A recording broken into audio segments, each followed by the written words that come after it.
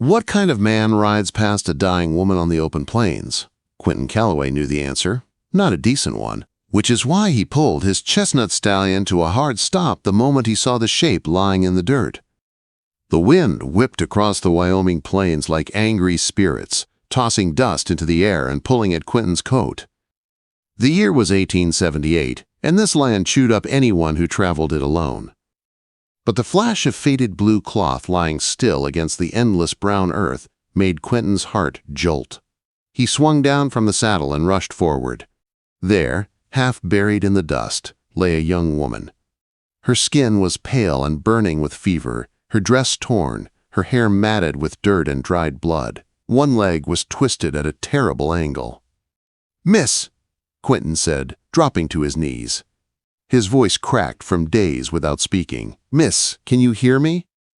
Her eyelids fluttered open. Her eyes were green like summer grass, but filled with so much pain it made Quentyn's chest tighten. "Water," she whispered. He pulled his canteen free and gently lifted her head. She drank greedily, coughing, and he steadied her until she took a few careful sips.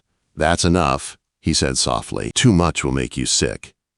He eased her back down and studied her injuries. Cuts, bruises, exhaustion etched into every feature, and that leg broken bad. "What's your name?" Quentyn asked. "Catherine," she breathed. "Catherine Zimmerman." "I'm Quentyn Calloway," he said. "What happened to you?" She closed her eyes, gathering strength. "Stagecoach attacked. 2 days ago, I think. Bandits. Everyone else." Her voice broke. "They didn't make it." Quentyn's jaw tightened. Bandits roamed these plains bold as wolves now. "How'd you get all the way out here?" he asked quietly. "Crawled," she said simply. "Couldn't stay there with them." Her words slid into him like a knife, sharp, brave, unforgettable. He looked at her, really looked, and saw strength that humbled him. She had dragged herself across miles of harsh ground on a broken leg. Most men wouldn't have survived that. "I need to set your leg before I move you," he said. "It's going to hurt bad." Quote.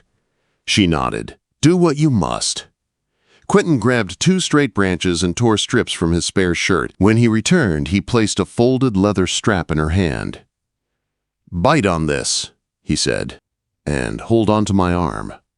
Catherine's fingers wrapped around his forearm with surprising strength. Their eyes met, and there was no fear there, only resolve. "1," he said. He moved on the count, knowing waiting only made it worse. The bones snapped back into place with a sickening crack. A muffled scream escaped her as she bit down hard on the strap, but she didn't faint. She didn't even loosen her grip. "Easy," Quentyn murmured as he secured the splints. "You did better than most men I've treated." She exhaled shakily. "Not my first broken bone," she said, "but I hope it's my last." Quentyn gave her more water, then glanced toward the distant horizon. Cottonwood Springs was a full day's ride. Carrying her would slow him down, but he had no choice. Leaving her wasn't something a man with a soul could do. "We need to get you to a doctor," he said. "I'll put you on my horse. I'll try to keep your legs steady." Catherine hesitated. "Mr. Calloway, I have nothing to pay you with." The bandits took everything. "I'm not looking for payment," he said firmly. "No decent man would leave a woman out here." He lifted her carefully. She wasn't light, but she felt fragile in his arms, like something precious the world had almost taken. He settled her on his horse, keeping her leg as straight as he could. "Will I walk again?" she asked, fear breaking through the brave mask she wore. Quentyn looked up at her. The sun behind her made a halo around her tangled auburn hair. Something in his chest tightened, something he hadn't felt in a long time. "You'll walk again beside me, Miss Zimmerman," he said. "That's a promise." He didn't know why he said it, but it felt true the moment the words left his lips. He began leading the horse across the plains. Catherine leaned forward, her hand resting lightly on his shoulder for balance. The heat beat down on them, the land stretching endless and empty, but Quentyn kept moving, glancing up at her every few minutes. Hours passed. Catherine grew paler. "How much farther?" she whispered. "We'll make camp soon," he said, hearing the worry in his own voice. "Fever, exhaustion," dehydration. Infection waiting like a wolf in the dark. As the sun dipped low, Quentyn spotted a small cluster of cottonwood trees near a shallow creek, a gift from God himself. "We're stopping here," he said. He lifted Catherine down. She bit her lip to stop a cry as he carried her into the shade. When he set her against a tree, she closed her eyes, breathing through the pain. "Thank you," she whispered. He built a fire, let his horse drink, and kept glancing over at her. She was strong, too strong for someone this hurt. He respected that more than he could say. "How'd you end up on that stagecoach?" he asked while he worked. "I was a teacher in Boston," she said. "Took a position in Silver Creek, wanted a fresh start." "You're tougher than you look," he said. A small spark came to her eyes. "I know." Quentyn smiled despite himself. She ate a little of the beans he cooked, then stared into the fire. "I kept thinking about the children waiting for me," she said softly. "Silly thing to hold on to." "Not silly at all," Quentyn said gently. "It kept you alive." As night fell, Catherine's eyes grew heavy. Her leg throbbed. Fever simmered beneath her skin. Quentyn set his bedroll under her, refusing to sleep himself. He kept watch over her, listening to the night sounds, feeling something inside him shift. He'd been drifting for years. But now, with this stranger lying inches away, he felt anchored for the first time in a long while. He didn't know why, or what it meant, but he knew one thing for certain. He was not leaving her. Catherine woke at dawn with a soft groan. Her skin felt too warm, her breath shallow. Quentyn knelt beside her, worry tightening his chest. He touched her forehead and felt the heat rising from her skin. A fever was setting in. "Catherine," he said gently, "we need to move." She nodded, but even that small motion seemed to drain her. Quentyn lifted her carefully and placed her on his horse. This time he climbed up behind her, keeping an arm around her so she wouldn't fall. They started across the plains again. By mid-morning, Catherine's head leaned heavily against his chest. She mumbled things he couldn't understand. Sometimes she called out to people he didn't know. Sometimes she whispered about children waiting for her. "Stay with me," Quentyn murmured. "We're going to make it."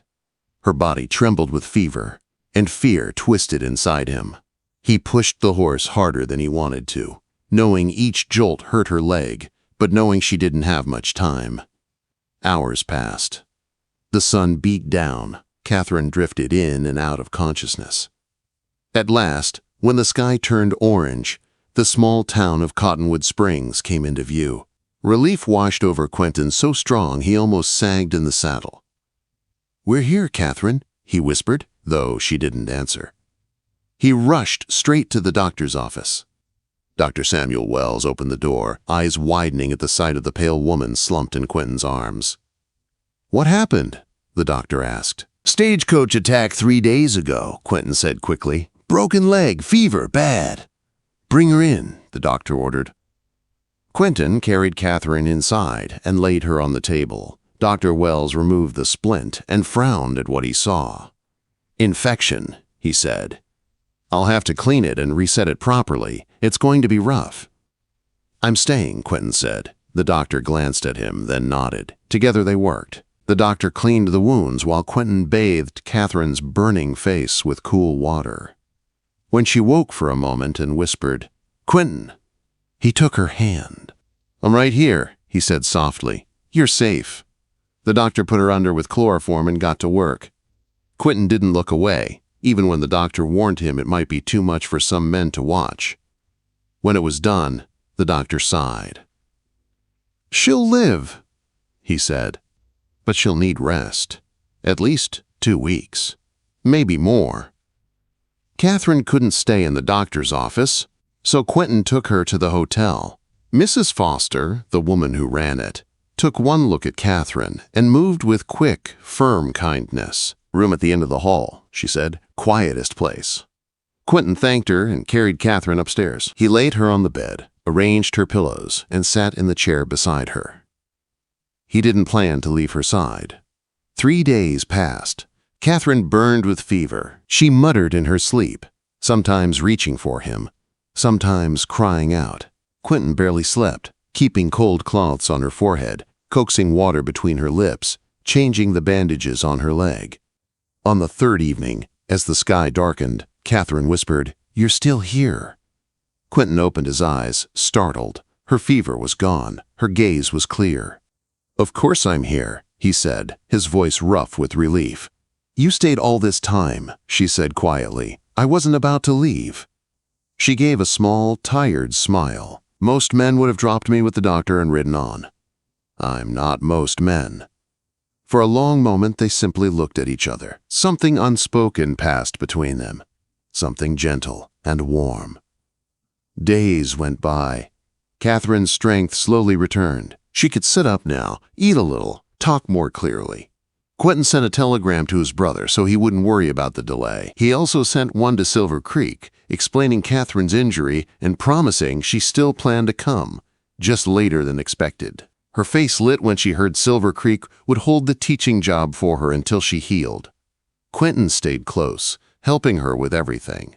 He brought her books, small gifts from the general store, and spent evenings reading to her by lamplight. At the end of the first week, she tried to stand. Quentyn had built crutches himself, smoothing the wood so it wouldn't hurt her hands. "Ready?" he asked. Catherine nodded. He helped her to her feet. Her injured leg trembled, but she didn't give up. She took one slow step, then another. "I'm doing it," she breathed.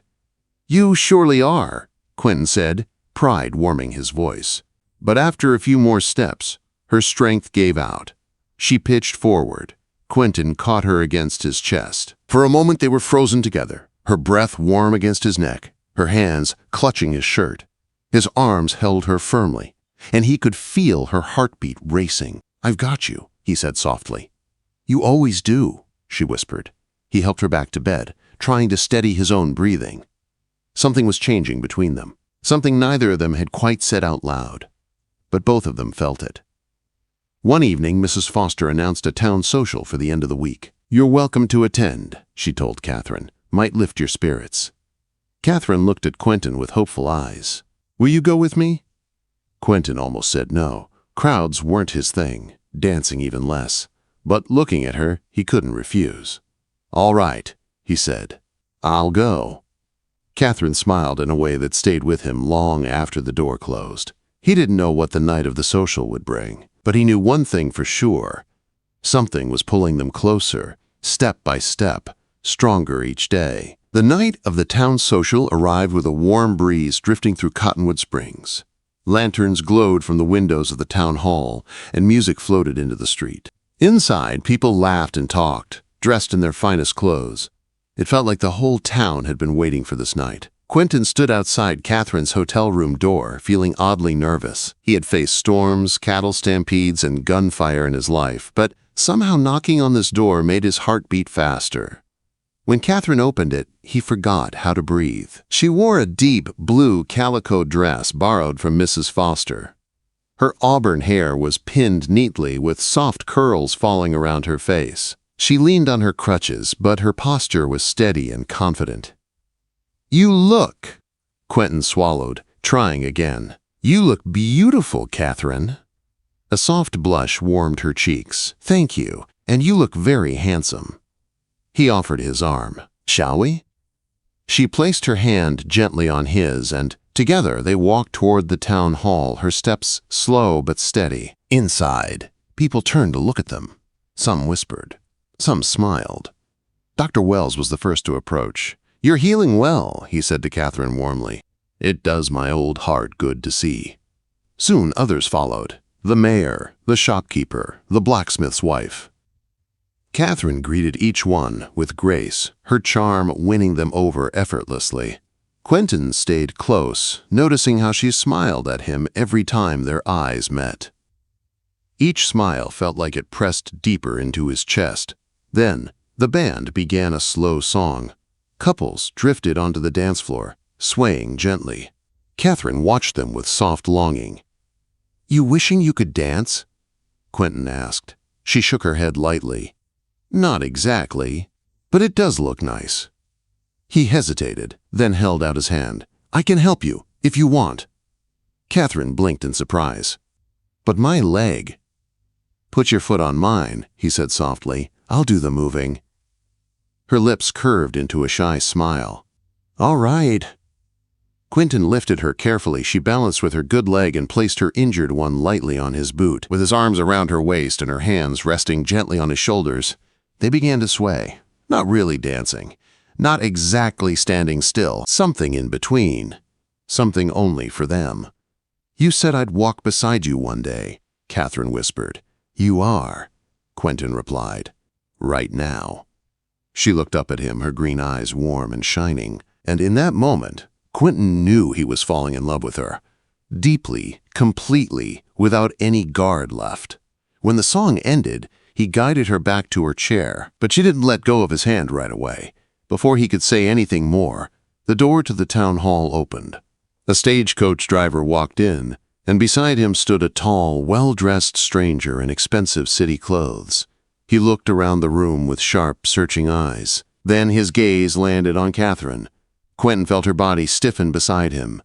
"Catherine," the man said, striding toward them. "Thank God. I've finally found you." Her voice dropped to a whisper. "Edward." The room seemed to still. Edward reached them and barely nodded at Quentyn before turning all his attention to Catherine. "I've come to bring you home," Edward said quickly. "Your family is worried sick. When we learned your stagecoach was attacked, I left immediately." Catherine swallowed, gripping her crutches a little tighter. "Why?" "Our engagement ended, Edward." Edward's jaw twitched. "A foolish decision on my part. I've reconsidered. We can still marry. My parents agreed. It's for the best." Quentyn felt something cold settle in his chest. Catherine straightened. Her voice was calm but firm. "Edward, I'm not returning to Boston." Edward looked confused, then irritated. "Catherine, don't let this injury cloud your judgment. You can't possibly build a life here. Look around. This is a rough settlement. You belong in society." Quentyn stayed silent, letting her speak for herself. Catherine lifted her chin. "I belong where I am respected, where I am wanted. I found that here." Edward finally looked at Quentyn, his eyes narrowing. "With him?" "With him," Catherine said, her voice steady. Edward stared at her, stunned. "So you're choosing this life? This man?" "I am," Catherine said softly, "because he sees me, he cares for me, and he kept his promise to me when he didn't have to."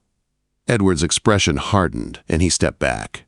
"You'll regret this," he snapped. "No," Catherine said, her voice quiet but strong. "I won't." Edward shook his head and walked away. The stagecoach driver followed him out the door. Silence hung around Catherine and Quentyn for a long moment. Then Catherine turned to him, tears in her eyes, not of sadness but relief.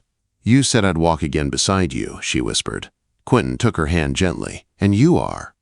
She smiled, and Quentyn felt the world shift. The music began again. People returned to smiling, talking, dancing. But to Quentyn, none of it mattered. Only her. Later, after the social ended, he helped her back to the hotel. The night was cool, the stars bright overhead. At her door, she paused. "Quentyn," she said softly, "I want to stay here. I want to build a life here. And I want that life to be with you." Quote. His chest tightened. "Catherine," he said, stepping closer, "I felt the same for a long time, since the moment I found you in the dust." She looked up at him, hope glowing in her eyes. "What happens now?" she asked quietly. Quentyn took her hand in both of his. "What happens now," he said, "is whatever you want, whatever you choose. And if you'll have me, I want a future with you." Catherine's breath caught. "I want the same." Under the quiet Wyoming stars, Quentyn leaned down and kissed her, gentle at first, then deeper, filled with everything he'd held inside since that first day. When they finally parted, Catherine rested her forehead against his. "You saved my life," she whispered. "You saved mine right back," he murmured. And from that night on, they walked side by side, just as he promised.